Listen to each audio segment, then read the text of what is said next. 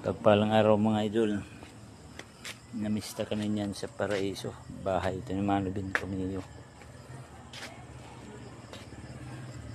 Napakaganda ng paligid mga idol, may mga alagang manok, tapos may mga tarsaring mga tanim, may mga kalamansi,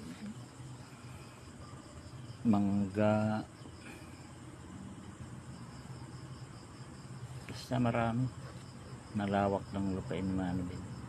Tsaka yung bahay niya, parang munisipyo, malaki. Ito ang mga lamisan ng mga caterer. Di pa kasi nag-uumpisa, katambay pa kami dyan mga idol, yung kasama namin.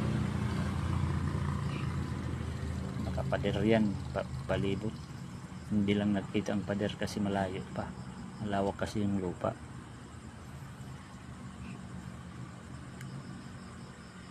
Yan si Mano bin nakaputi. Thank you for watching mga idol.